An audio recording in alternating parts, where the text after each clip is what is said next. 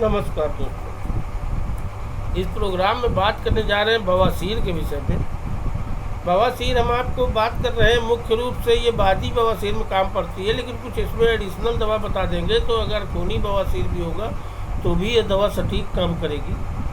तो ये दवा हम आपको बता दे रहे हैं, बवासीर का चाहे जितना पुराना पेशेंट हो, ये दवा निश्चित रूप से काम करेगी और पेशेंट को हर हाल में फ़ायदा होगा, चाहे बादी हो या खूनी हो और चाहे जितना पुराना बवासीर हो। अगर ये दवा लेता रहता है तो बगैर किसी ऑपरेशन के ज़िंदगी चल सकता है और ऐसा भी हो सकता है कि उसका बवासीर ठीक हो जाए। जैसा कि मेरी जानकारी में बहुत लोगों का ऐसा हुआ भी है कि उनका बवासीर का शिकायत दूर हो गया है, अब वो पूरी तरीके से चंगे हैं। तो मैंने कहा कि एक बार ये जानकारी शेयर कर ली जाए आप लोगों से, क्योंकि बवासीर की बारे में बहुत सी कमेंट आई है मेरे पास कि बवासीर की दवा बताइए। तो हमने कहा एक बार इसको क्लियर कर लें। तो बवासीर के पेशेंट को एक तो थोड़ा सा अपने भोजन पे ध्यान देना चाहिए। उसको अपने भोजन में थोड़ा बहुत फल फ्रूट वगैरह शामिल रखना चाहिए।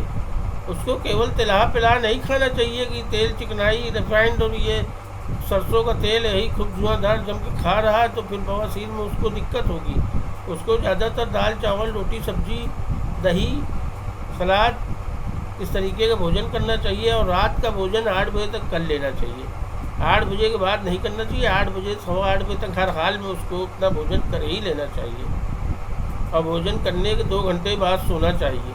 और भोजन करने के पहले यदि सुविधाजनक हो तो आधा घंटा पहले 1 गिलास गर्म पानी पीना भी जरूरी है। यदि भोजन करने के आधा घंटा पहले 1 गिलास गर्म पानी पी लेते हैं और उसके बाद आधे घंटे के बाद भोजन करेंगे और भोजन करने के बाद कम से कम 1.5-2 घंटा जागेंगे। और अगर आप चाहें तो टहल भी सकते हैं, ना चाहें तो भी आपको जागना ही है। उसके बाद आप 10 बजे के बाद सोएं। अब इसमें आपको दवा ये लेनी है कि आपको मुख्य रूप से अगर बादी बवासीर है तो केवल 3 दवा लानी है।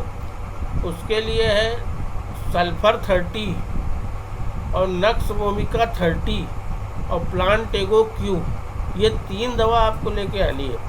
और इसको लेना इससे है कि सुबह और दोपहर आपको सल्फर दवा पीनी है। 3-3 4-4 बूंद 1 चम्मच पानी में डाल के शीशे के गिलास में पीना है इसको। तो 1 चम्मच पानी शीशे के गिलास में डाल के 3-4 बूंद दवा डाल के सुबह दोपहर सल्फर लेना है और शाम और रात नक्स लेना है। तो ये चीज़ आप नियम बना लीजिए। इसमें कोई साइड इफ़ेक्ट नहीं है, कोई नुकसान वाली दवा नहीं है और आपको लाभ निश्चित रूप से मिलेगा। अब आप सोचें कि जादू हो जाएगा तो नहीं, 1-2 दिन पीजिए, गाड़ी लाइन पे आएगी तो उसके बाद आपको कभी तकलीफ़ नहीं होगी। और इसके साथ एक दवा और रहेगी प्लांटेगो क्यू। प्लांटेगो क्यू भी लाएँ और उसका 5-5 बूंद सुबह दोपहर शाम पिए।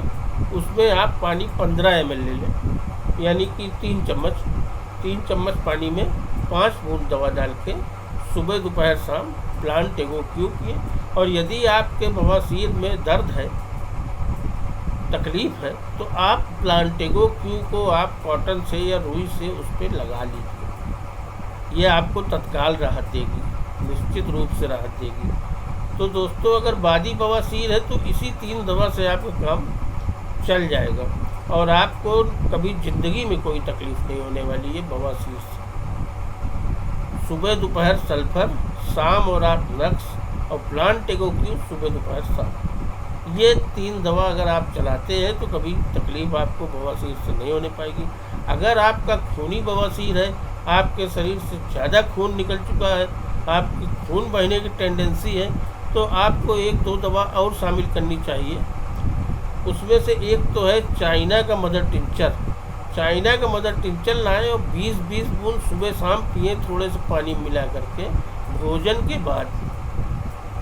भोजन कर लीजिए, उसके बाद आप 20 बूंद चाइना का मदर टिंचर पी लीजिए सुबह और शाम। इसके अलावा जब कभी आपको रक्तस्राव की शिकायत हो रही है तो उस समय आप मिलीफोलियम क्यू पी सकते हैं, 15-15 बूंद जल्दी पी सकते हैं ताकि आपका खून आना बंद हो जाए।